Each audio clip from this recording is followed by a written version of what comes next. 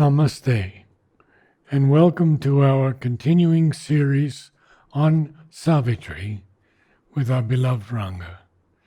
We are now on Book 1, Canto 4, attentive to an unseen truth, they seize a sound as of invisible augur wings, voices of an unplumbed significance, mutterings that brood in the core of matter sleep.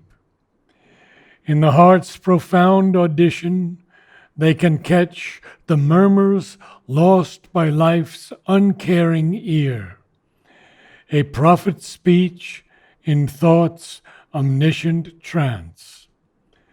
Above the illusion of the hopes that pass, behind the appearance and the overt act, behind this clockwork chance and vague surmise, amid the wrestle of force, the trampling feet, across the cries of anguish and of joy, across the triumph, fighting, and despair, they watch the bliss for which the earth's heart has cried, on the long road which cannot see its end, winding undetected through the skeptic days, and to meet it, guide the unheedful, moving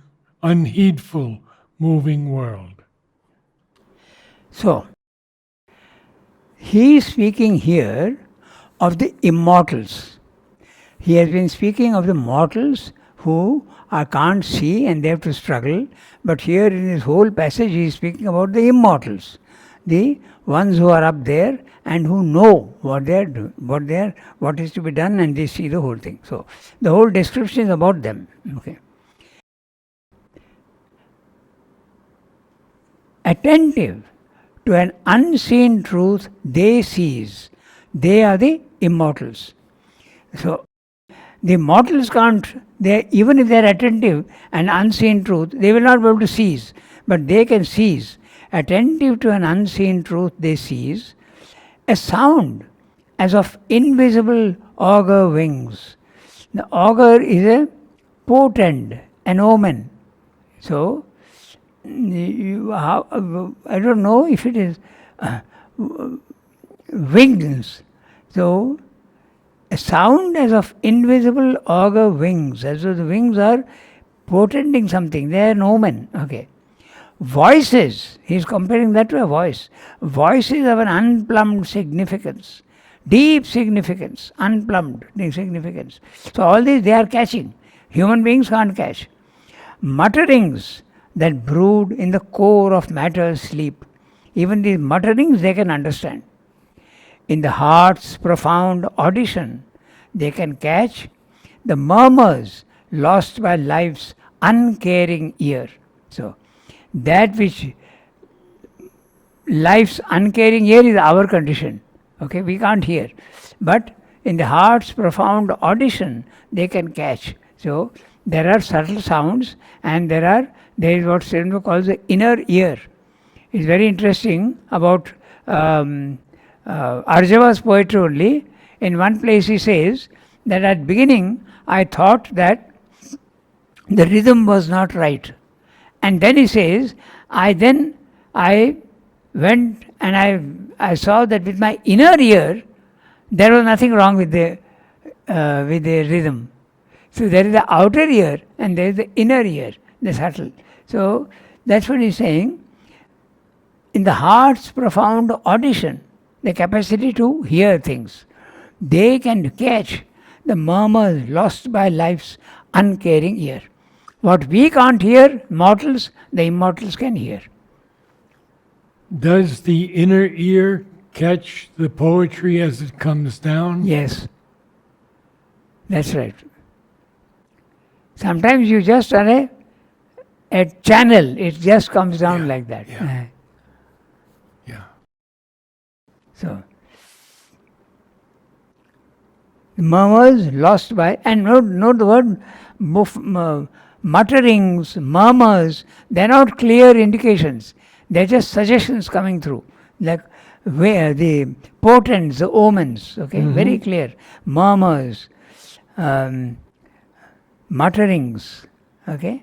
So then, what else can they catch? A prophet's speech in thought's omniscient trance. This also they can catch. Above the illusion of the hopes that pass, behind the appearance and the overt act, the appearance is the forms in the physical world. The overt act, events in the physical world. Behind the clockwork chance and vague surmise. The clockwork chance, everything in time, and vague surmise. Surmise, guesswork. Yes, Yeah. yes. Vague ideas, not very clear ideas. Amid the wrestle of force, the trampling feet, across the triumph, fighting and despair, they, Across the cries of anguish. across the triumph, fighting and despair. No, the cries of anguish. Just a line above that. So that's what I thought, that there was a line missing. Very good. So, tell me the line. Across the cries of anguish. Oh, just 1 second. Interesting. This is the first edition. The later ones, they've looked at the manuscript and then found some. So he's going on saying the same thing with different images and repetition. This is an epic. He doesn't need to be very reticent about his words. He is expressing, going. Or even concise. Yeah, he need not be tight. Yeah. He's expanding the idea. So, across the cries of anguish and joy. And across- of joy. Yeah, and of joy, that's right. And of joy, across the triumph, fighting and despair, they watch the bliss for which earth's heart has cried. They, again, the immortals. All that we can't do, the immortals can do. All these are his descriptions of the immortals. But they are also talking about humanity in its ignorance. Not in this passage. This whole passage is about the Well, immortals. the clockwork chants, the vague surmise. In this world where there is all these That's things, what I'm saying. they can catch. Yeah, they can catch. Yeah, that's right. They watch the bliss for which earth's heart has cried. Right. Earth's heart is only crying for the joy and the triumph. Right. But they can catch it. On the long road which cannot see its end, winding undetected through the skeptic days. He has used a very interesting adjective for days, skeptic days, Yes. doubts, Yes. hesitations. Okay, and to meet it, guide the unheedful moving world. Okay, and to meet it. Thus will the masked transcendent mount his throne. When darkness deepens, strangling the earth's breast, and man's corporeal mind is the only lamp, as a thief's in the night shall be the covert tread of one who steps unseen into his house. A voice ill heard shall speak, the soul obey. A power into mind's inner chamber steal. A charm and sweetness open life's closed doors, and beauty conquer the resisting world. The truth light capture nature by surprise. A stealth of God compel the heart to bliss, and earth grow unexpectedly divine. In matter shall be lit the Spirit's glow, in body and body kindled the sacred birth. Night shall awake to the anthem of the stars, the days become a happy pilgrim march, our will a force of the Eternal's power, and thought the rays of a spiritual sun. A few shall see what none yet understands, God shall grow up while the wise men talk and sleep. For man shall not know the coming till its hour, and belief shall be not till the work is done. These are some of the most famous passages Yes. which are quoted everywhere, these two. Yeah. And Mother has selected them also for the painting and music. So, this is his forecasting the supramental descent and the race. The whole thing is that. Thus will the masked transcendent mount his throne, when darkness deepens, strangling the earth's breast, and man's corporeal mind is the only lamp. The corporeal mind, I should actually finish the whole thing, but we have to explain also. So, corporeal mind is the physical mind, the Yes, manas, absolutely. the Yes. sense mind. So, Yes. it's available only to the animals. And the mass transcendent is capitalized T. Yes. Mass transcendent, mount his throne. The mass transcendent, again the immortals. He's talking of the immortals only. Mass transcendent, mount his throne, when darkness deepens, strangling the earth's breast, and man's corporeal mind is the only lamp, as a thief's in the night shall be the covert tread. Oh, you said covered tread of one who steps unseen into his house. This is a passage Mother has selected. So, the divine influence will come in slowly into his, unseen and unnoticed almost. As a thief's in the night shall be the covered tread of one who steps unseen into his house. Temi gave me a very interesting take on this. She said that the wealthy people in India would scatter rice on the ground. So if a thief came, he would slip and they would hear him. But we want to encourage this thief to come in. Yeah, exactly the opposite here. A voice ill heard shall speak, the soul obey. A power into mind's inner chamber steal. Steal, come unseen. Okay? A charm and sweetness open life's closed doors, and beauty conquer this resisting world. The truth light capture nature by surprise. A stealth of God compel the heart to bliss, and earth grow unexpectedly divine. In matter shall be lit the spirit's glow. In body and body kindled the sacred birth. Night shall awake to the anthem of the stars. This is absolutely glorious poetry. Night shall awake to the anthem of the stars. The days become a happy pilgrim march. Our will, a force of the eternal's power, and thought, the rays of a spiritual sun. These will become. This shall awake, and this will, what will happen? He is not repeating the word awake, okay? Night shall awake to the anthem of the stars. The days become a happy pilgrim march. Our will become, or awake, a force of the eternal's power, and thought become the rays of a spiritual sun. A few shall see what none yet understands. God shall grow up while the wise men talk and sleep. For man shall not know the coming till its hour, and belief shall be not till the work is done. This whole passage he explained in Life Divine also, that it's very difficult to believe that the supramental race will come. If you told an ape that you will be replaced in evolution by a man who is capable of reason and luminous thought, the ape would say no, impossible. Same thing is happening now with man. When you tell man that the supramental race will come, he will not believe. And belief shall be not till the work is done. The wise men talking and sleeping. The wise men talk and sleep. mechanically go on thinking that you are wise. So,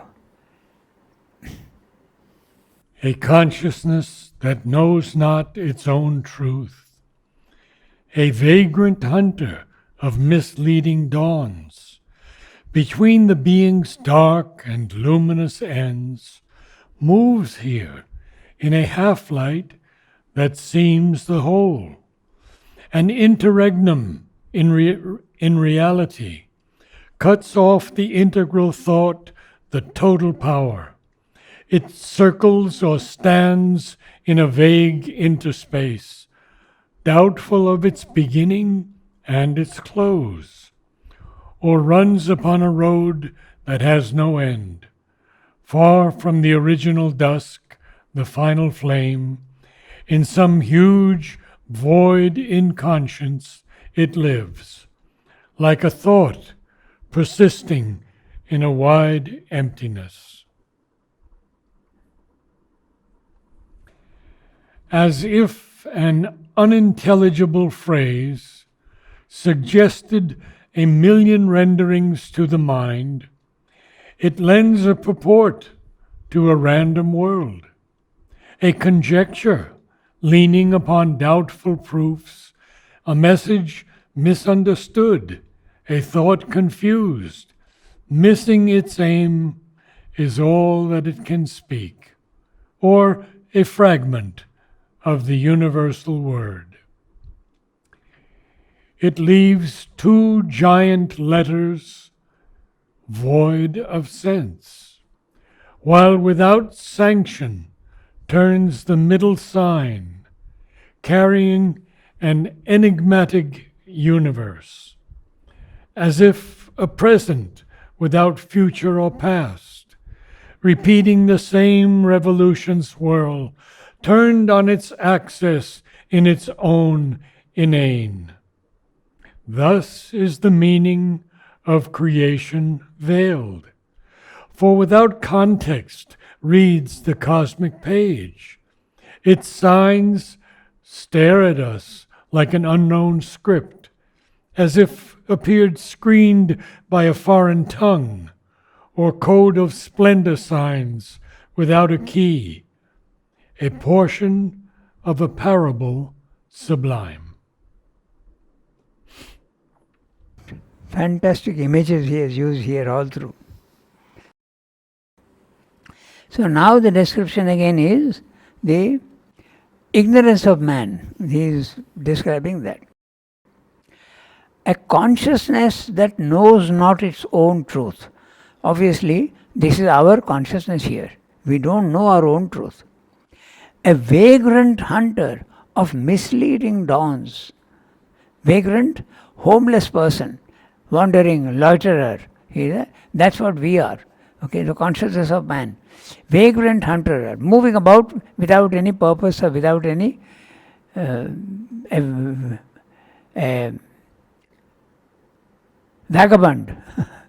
That's what it is. Vagrant. But misleading dawns. Of misleading dawns. Many people are looking for the light, but they look at misleading dawns. Yes, that's right.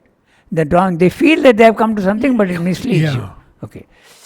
Between the being's dark and luminous ends. So, between the being's dark and luminous ends, we are in the middle. Now, Srimno says that man is in the middle of the spirit and matter. He has come halfway. He is not absolutely ignorant, nor is he fully luminous in his knowledge. So, and the dark is the inconscient, and the luminous end is the consciousness, the superconscient. Moves here. Now, all these are verbs to consciousness. So you have to go on repeating consciousness moves, consciousness cuts, consciousness circles, stands. Then you will understand the passage. Mm-hmm. He doesn't repeat the subject. Often he doesn't repeat the word, the verb. But here he is not repeating the subject. So, a consciousness that knows not its own truth, a vagrant hunter of misleading dawns, between the being's dark and luminous ends, moves. So this consciousness is moving between spirit and matter. Yes. That's what he's saying. Here, in a half light that seems a whole. An interregnum, in reality, an interregnum is a gap.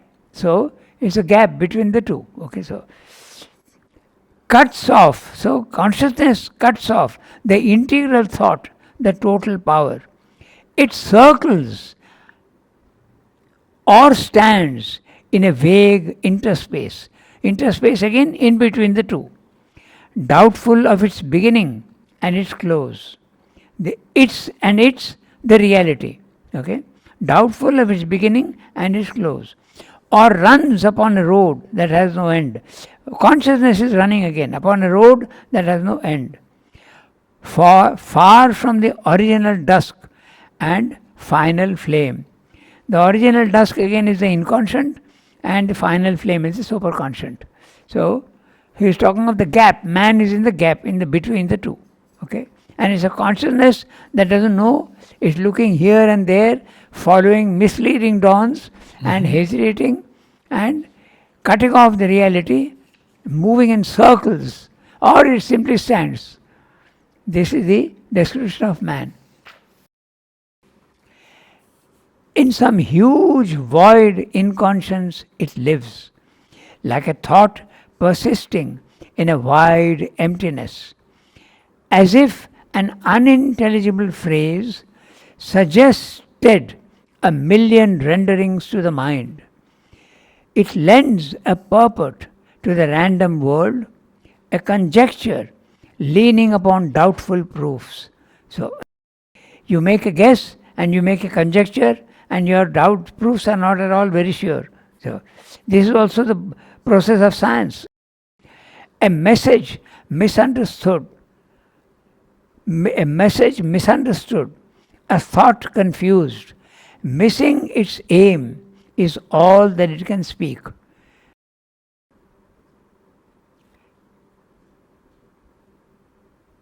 Or a fragment of a universal word. Now he is starting a whole series of images here which you have to see. The universal word, okay, it's a word. He has used this image elsewhere also. And or a fragment of a universal word, it leaves two giant letters void of sense. The two giant letters, inconscient and the superconscient. So and the word is in between. Okay, the letters are here and there, and the word is in the physical world. Fragment of a universal word. We are in the middle, and it's only a fragment of the word. Universal word, right from top to bottom. He's saying it's a word, and there's a final word and a lower word, and we are in the middle. That's the image he is using. Very interesting.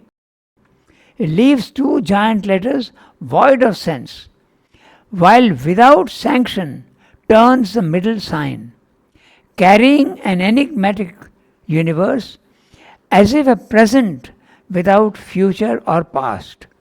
Now again he is going to use another phrase, another image.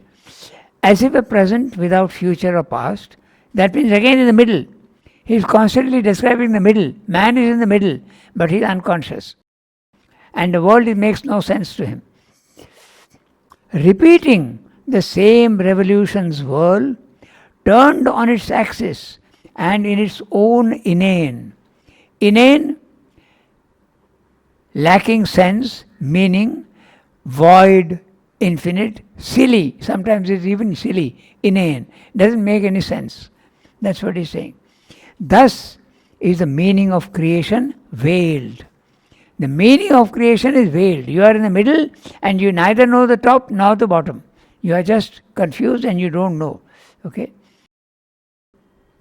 The full word is from top to bottom, but you are in the middle and the two giant letters make no sense to you.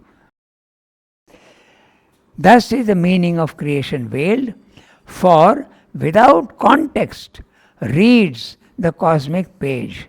Now, note the image carefully.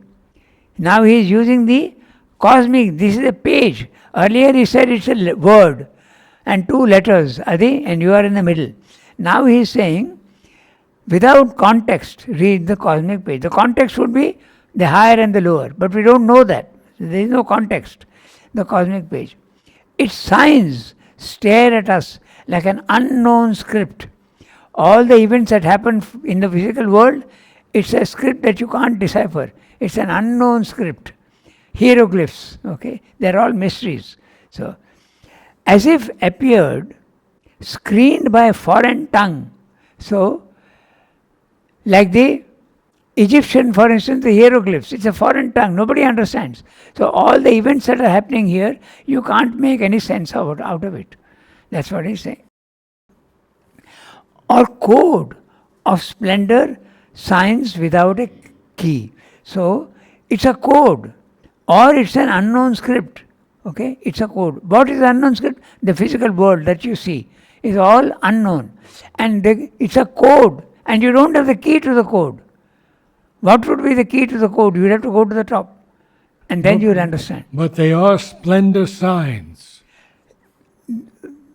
Splendor signs without... The code is of splendor signs, beautiful things. But there is no key to understanding it. Right. That's what he's saying. A portion, now he's using another, a portion of a parable sublime. So, what's a parable? A parable is a story with a moral conclusion. That's a parable. So, but we know only a portion of the parable. We can't make out what it is saying. The conclusion is not known to us. We read further. Yeah. It wears to the perishable creature's eyes the grandeur of a useless miracle, wasting itself that it may last a while, a river that can never find its sea. It runs through life and death on an edge of time. A fire in the night is its mighty action's blaze. This is our deepest need, to join once more what now is parted, opposite and twain, remote in sovereign spheres that never meet, or fronting like far poles of night and day. We must fill the immense lacuna we have made, re-wed the closed finite's lonely consonant with the open vowels of infinity. A hyphen must connect matter and mind, the narrow isthmus of the ascending soul. We must renew the secret bond in things. Our hearts recall the lost divine idea. Reconstitute the perfect word. Unite the Alpha and the Omega in one sound. Then shall the Spirit and nature be at one. So this is exactly what he is describing throughout. He is now carrying on the subject to other. We are in the middle. We neither know the night nor we know the day. But we have to do that. We have to join the two. That's what he's saying. Marrying the soil to the sky, like he says in the God's labor. So the whole passage is that. We have to know both. A portion of a parable sublime. It wears to the perishable creature's eyes. The perishable creature's eyes, human eyes, okay, they are perishable. The grandeur of a useless miracle. The miracle is there. If you look at it, everything seems to be a miracle. Okay, how does the mud produce a lotus? It's a miracle how it happens. How does the most luscious fruits and food come out of mud and stone? This is what he's saying. Everything is a miracle. Okay? And if you look carefully at all the creatures and all that, it's absolutely miraculous how things happen. So that's what he's saying. It's a miracle, But it seems useless. What is the purpose? That's what he's saying. We don't see the purpose unless we see the two ends. We are in the middle and we are not seeing the word nor the total phrase. These are the words he is using, the images. Wasting itself that it may last a while, a river that can never find its sea. The river is the individual and the sea is the universe. So this is the image he is using. It runs through life and death on an edge of time. A fire in the night is its mighty action's blaze.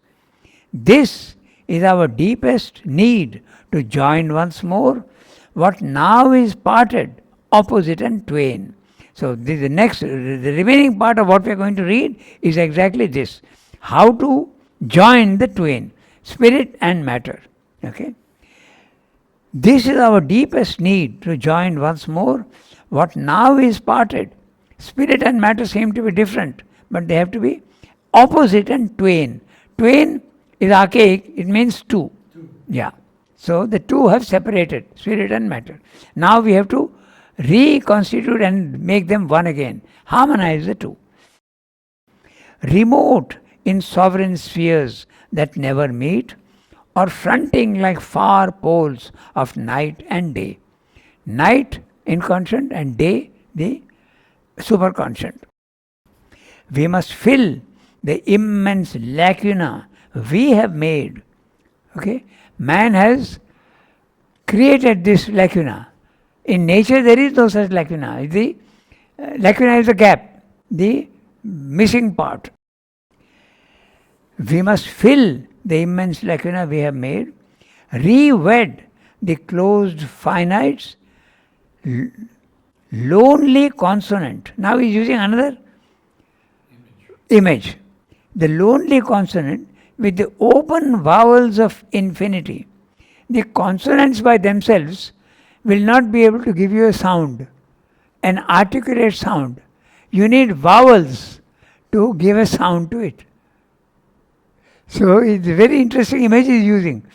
Only if you put consonants, you can't pronounce it. But if you put vowels in it, you can pronounce it and find the meaning of it. Okay? So he is saying this consonant that is there, okay, lonely consonant, we have to re-wed with the open vowels of infinity. We have to find the meaning of this physical world by joining the two. By supplying the missing vowels in the consonant with the open vowels of infinity. A hyphen must connect matter and mind, the narrow isthmus of the ascending soul. So, the isthmus is the opposite of a strait. The isthmus is a narrow piece of land between two seas. It's a narrow piece of land between two seas. So he is comparing that to the ascending soul. It's a very narrow passage that he has to go through. Okay? And it's the opposite of a strait. The strait is a narrow sea between two lands, like the Suez Canal. But the isthmus is a piece of land between two seas. I have seen it in Florida, and the space station is on that piece of land. Yeah, so he is comparing that, he is using that as an image for the ascending soul. It's a very narrow passage and he has got only a piece of land on which he can walk. This side is the sea, that side is the sea. So he has to go there. Okay. So we must renew the secret bond in things, the oneness of everything, spirit and matter, the oneness everywhere, we have to renew.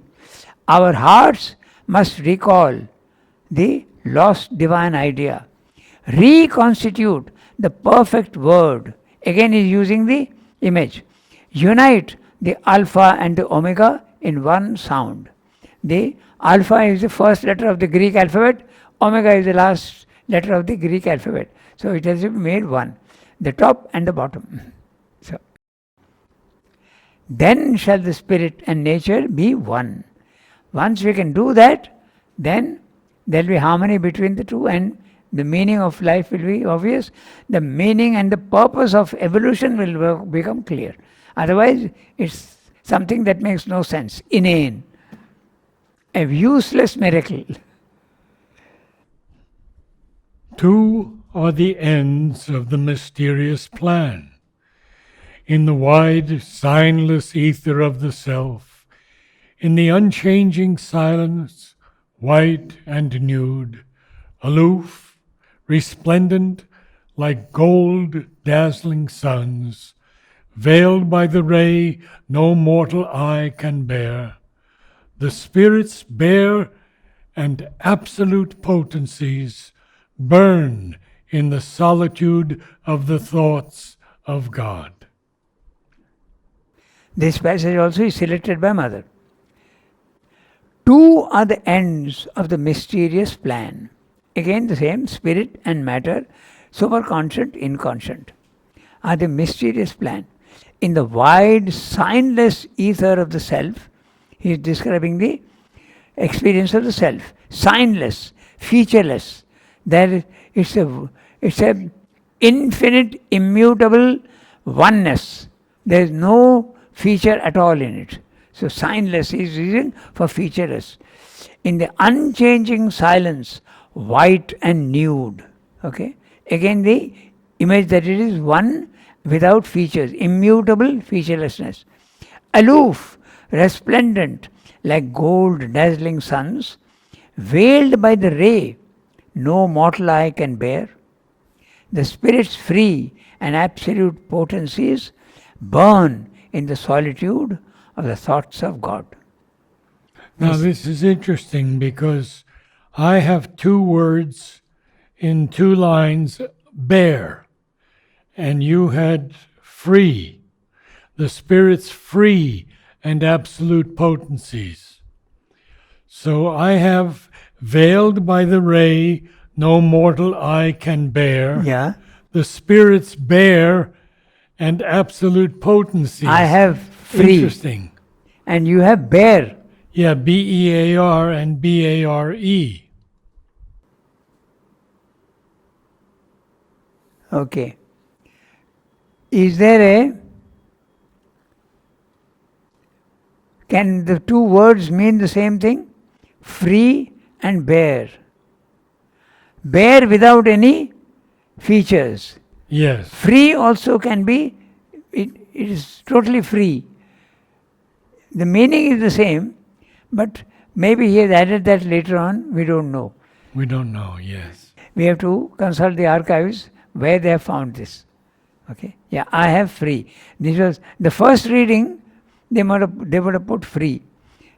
This is a four-letter word, this also is a four-letter word. Yes. And the last is E, and F can be mistaken for a B. So, those who are reading Sri Aurobindo handwriting, this is very often the problem. Very often. Very similar word, and you have to guess what it is. And there is also an R in between, both. So Yes. there's an R there and there's an R here. And R and E can easily be also mistaken. So they have decided that bare is the real word and not the first reading free. But it makes sense. Both are there. This you will find in his prose also. Very often the second reading is more accurate. Oh. But here both can stand. Here both can stand. A rapture and a radiance and a hush, delivered from the approach of wounded hearts, denied to the idea that looks at grief, remote from the force that cries out in its pain. In his inalienable bliss they live. Immaculate in self-knowledge and self-power, calm they repose on the eternal will. So, we have to give reference to burn in the solitude of the thoughts of God. Okay, so God is there. A rapture and a radiance and a hush, delivered from the approach of wounded hearts. This is not possible for the human being. Rapture is ananda, radiance is light, and a hush is the silence. Okay, so delivered from the approach of wounded hearts, denied to the idea that looks at grief. So And this that's is, an interesting line. yeah, the rapture and the radiance and the hush are denied to the idea that looks at grief. If you are looking at grief in the lower plane, the rapture and the radiance and the hush will not be allowed to you. That's what he's saying. An idea in all cap. Yes. Denied to the idea that looks at grief. Remote from the force that cries out from its pain. The force that cries out in its pain is in the physical world. Okay? But that is remote. The rapture and the radiance and the hush are remote from this place. In his inalienable bliss, they live. His gods. Inalienable bliss, they live. Who? Rapture, radiance, and hush, they live in God's remote, inalienable bliss. You have to see very carefully the grammatical structure also. Okay, we can stop there. immaculate in, Yeah, we had two more lines. yeah, immaculate in self-knowledge. Immaculate, pure, clean, neat, tidy, immaculate. In self-knowledge and self-power, calm, they repose on the eternal will.